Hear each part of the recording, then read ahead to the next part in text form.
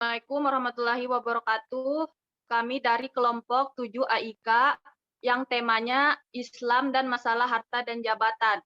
Di sini teman-teman saya akan mempresentasikan yang bernama Muhammad Farhan Fikrillah, Muhammad Jailani, Fatun Al-Hermawan, Mesy Alfionita, Melino Octavia, Miftahul Jannah, dan Nindi Asrina. Disilakan untuk dipresentasikan.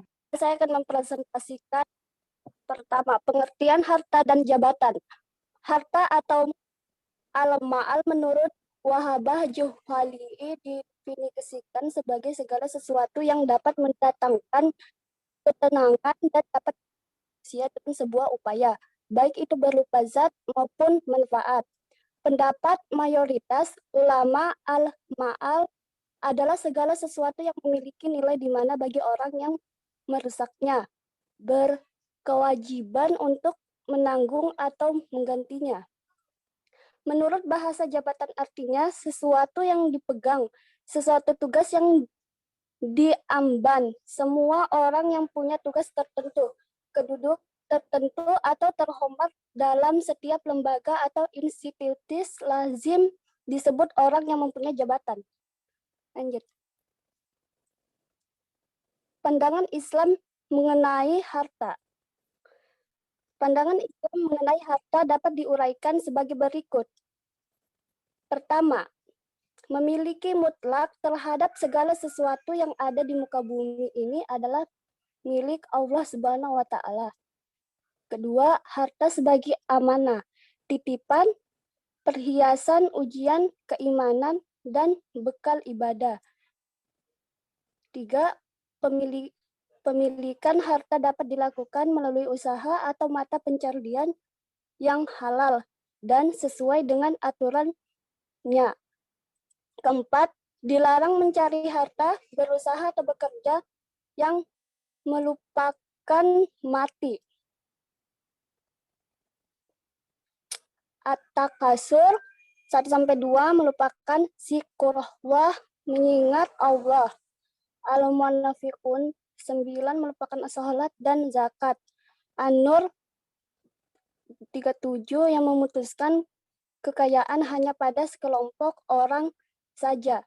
Terakhir, dilarang menempuh usaha yang haram seperti melalui kegiatan rimban, penjudian, jual beli barang haram, mencuri, merampok, curang dalam takaran atau timbangan, dan melalui suap menyuap.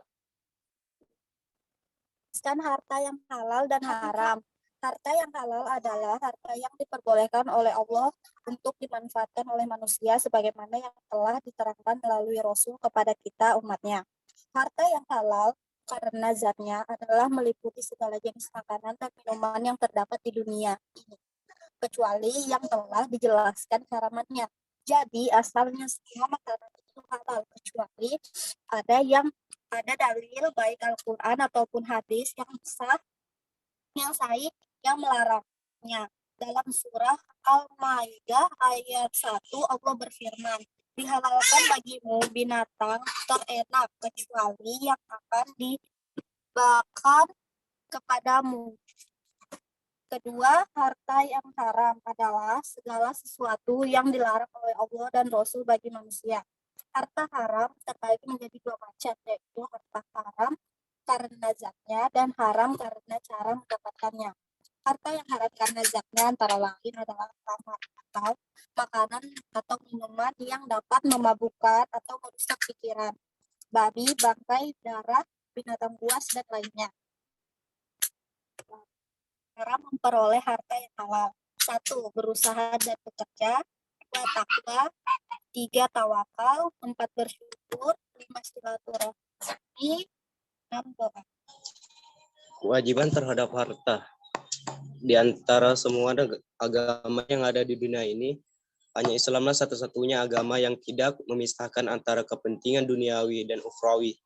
Sehingga ungkapan hikmah yang berbunyi ad-dunya mazra'atul akhirat, dunia adalah tempat bercocok tanam untuk kepentingan akhirat. Kewajiban manusia untuk menuntut dan mencari harta itu secara patut, berusaha dan bekerja keras dengan sungguh-sungguh, dengan selalu mengharapkan ridho Allah Subhanahu wa Ta'ala.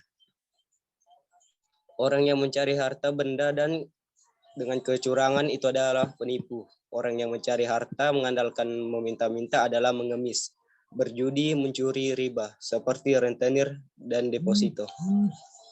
Rasulullah Shallallahu Alaihi Wasallam bersabda, tidak ada satupun makanan yang lebih baik yang dimakan seseorang selain dari jerih payahnya.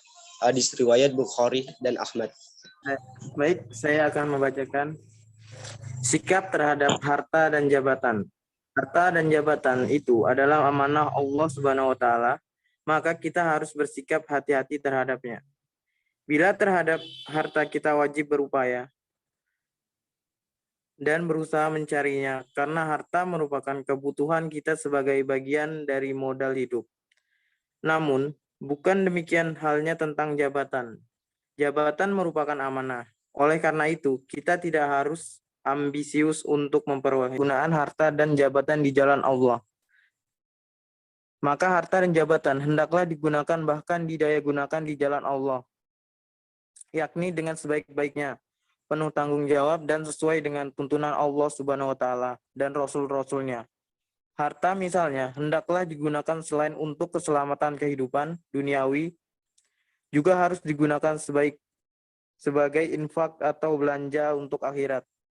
Sebagaimana firman Allah pada surat Al-Munafikun ayat 10, yang artinya, dan belanjakanlah sebagian dari apa yang telah kami berikan kepadamu sebelum datang kematian kepada salah seorang di antara kamu.